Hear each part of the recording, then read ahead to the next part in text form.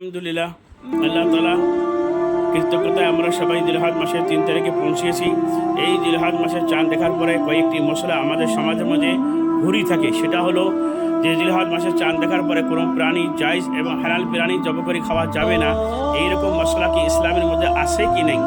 আসলে ইসলামের মধ্যে সেটা বলার জন্য আজকে লাইভে আছে। সেটা হলো বুখারী এবং মুসলিম শরীফের একটি হাদিস। সর্বপ্রথম আপনারা শুনে নেন, মান রাআ হিলাল যিলহিজ্জা ওয়া আরাদা আন ইউদাহিয়া ফালা ইয়াখুযান্না মিন শা'রিহি ওয়া আযফারিহি। এই হাদিসের মধ্যে জিলহজ মাসে চাঁদ দেখার পরে যে বস্তুগুলো নিষেধাজ্ঞা রয়েছে সেটা হলো যারা কুরবানি দিবেন তাদের জন্য এটা রয়েছে, সেই জন্য কোনো চুল, সেজন্য কোনো নাখুন বা কোনো চুল না কাটে অবধি কোরবানি করার পরে, কোরবানি হালাল করার পরে আপনি সেই সব বস্তু করতে পারবেন।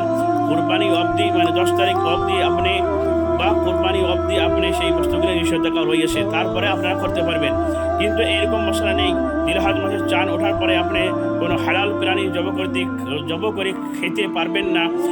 আর কোনো মেহমান যদি আসে আপনি তথাপিও জিলহজ মাসে যদি কোনো মেহমান আসে সেই মেহমানকেও আপনি কোনো মুরগা বা কোনো গরু বা ছাগল জব করে খাওয়াইতে পারবেন না। এইরকম ইসলামের হাদিস বা ফিকহ কিতাবে আমরা নেই। ইনশাআল্লাহ যেটা নেই সেটা আমরা কেন সেটাকে নিষেধাজ্ঞা মনে করে নেব বা নাজায়েজ মনে করে নেব? যেটা অনুমতি আছে আপনারা বেতাকাল্লুফ জিলহজ মাসের কুরবানি অবধি গরু ছাগল বা গোশ খাওয়ার ইরাদা থাকলে সেটা আপনি প্রাণীকে জব করে সেটার গোশ ভোগ করতে পারবেন ইনশাআল্লাহ তাআলা।